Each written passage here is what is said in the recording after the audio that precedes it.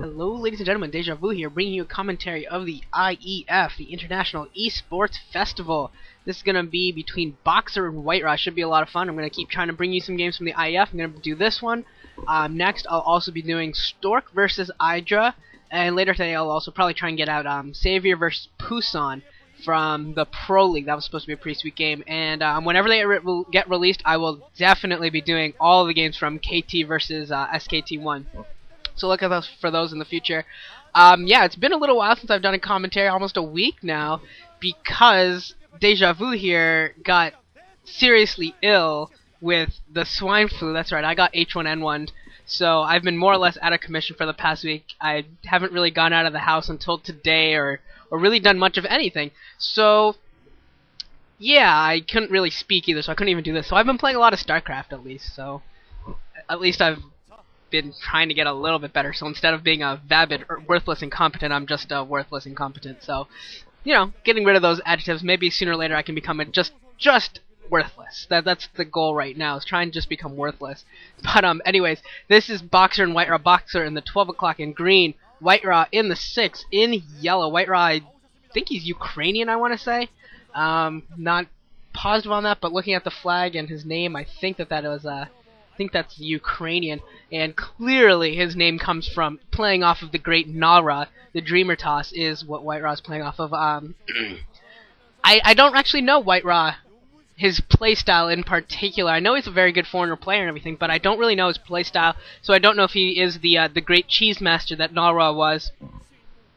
But it looks like he's going to play at least not super cheesy. He's not going for any proxy 2-gate or any BS like that. He's not going to do that to Boxer. I don't think anyone would really feel right proxy gating Boxer anymore. I think that you might. I think if you did that, you'd have to feel a little bit like a douche. Just gonna throw that out there. You'd feel pretty bad about yourself if you cheesed Boxer. And it looks like we actually have a barracks going down before Supply Depot, if I saw that right, maybe. And which is kind of weird. Don't really know why he's doing that, Boxer. That's kind of odd. If they go back to the mineral lines, we'll see for sure. But it looks like that's what he did, because their folks pretty hardcore on this, yeah. So he did go barracks before Supply Depot, which is quite different, and it's really not going to give him much of an advantage, I don't think. I don't think Boxer's really going to be able to get any Marines down there too early, although White is going for an assimilator before Gateway, so maybe this is just Boxer's way of saying, I'm a Korean, so I know that you're probably going to cheese me, even though I'm not the best Korean necessarily anymore. So I'm just going to be prepared, get Marines out a little bit earlier, a little bit sooner, and be prepared for that defense. Although I don't think that's very... Is that a wall-in? I don't know my destination wall-in. I thought it took a barracks and 2 supply depots to really get the wall-in on destination, but I don't know. See what Boxer... see if that works for Boxer or not. And now Boxer going out for the scout. Doesn't look like he's really scouting in the traditional proxy location, so it's really weird to me to see him go for that barracks before Supply Depot. Doesn't really seem to make much sense, to tell you the truth, but whatever. And it looks like White is going for a standard 1-gate tech build, throwing down a Cybernetics core already. It's almost complete, so we'll see what kind of tech he goes for, whether this is going to be like a 2-gate OBS. I suspect it might be a 2-gate OBS, since he threw down the pylon at his expansion already. He'll be able to throw some more buildings down there if he so chooses. But he's probably going to wait until he clears out the scouting SCV before he tries to make any sort of tech decision here. And now it looks like the probe for White is getting scouted out by Boxer and might be stopped. But actually, White with some decent micro and Boxer with some poor micro, able to swing his way around that Marine and is going to sneak his way into the base.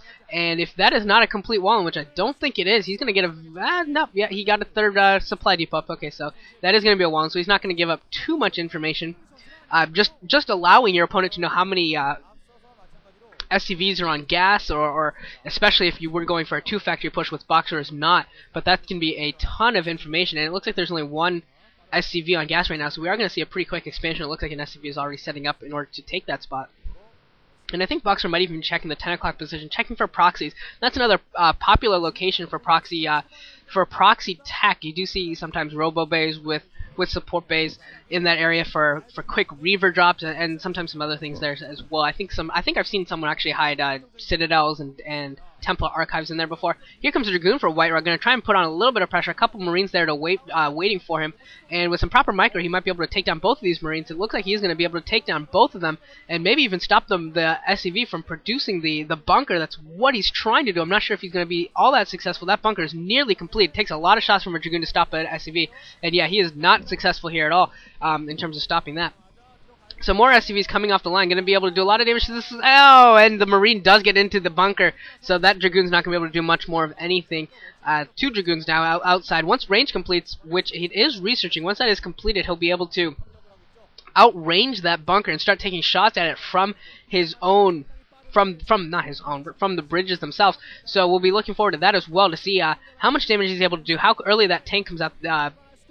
Boxer needs to make sure that he repairs that bunker until that SCV comes out, or until the tank comes out. And now here comes the Dragoons. Since poor Biter's got to be careful and really mark those Dragoons correctly. And he does have the range now, so he is taking down that bunker. A couple SCVs are preparing. It looks like a third Dragoon is also being sent into the area to try and take down this bunker. And again, White Raw moving that Dragoon a little bit closer, taking some more shots on it than he really should. And here comes the tank, and the Dragoon being moved a little bit late there for White Raw. So he takes a few shots on it more than he really should have, and that Dragoon is near dead.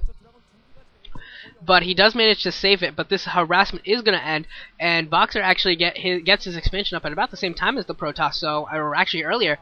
So that definitely gives him an advantage right now. Able to successfully defend, not losing any tanks. Does have the siege up now, so he is successfully getting that siege expanded. Here comes a starport, so maybe we could be transitioning into a drop phase behind the natural line. That's always a great place for Terrans to drop tanks. To the south of the mineral lines of the natural, behind that cliff, you can really do a lot of damage from there. We see a support bay out for White Raw as well, so we're going to see some harassment from both players. Reavers for White Raw and for Boxer. We'll see whether I think this is going to be some sort of a drop, whether it's going to be tanks or like a full 4 Vulture drop, which is also very popular, can also be very effective. Both of them are very viable right now for Boxer. We'll see which one he decides to go for. I hope he's doing something really weird, like, I don't know, nukes?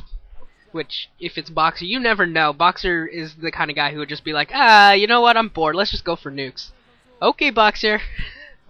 And every now and then, for whatever reason, Boxer has some good success with nukes. Very good success with nukes, especially against Protoss players. He does quite well with nukes against Protoss players. It looks like that shuttle maybe picked up a Reaver. Looks like it's probably waiting for a couple of SCVs right now, or not SCVs, Zealots. And a control tower going down as well, so we are going to see dropship play here. Or this could be for an extremely early science vessel, but not very likely. And second factory coming down, and we'll see whether...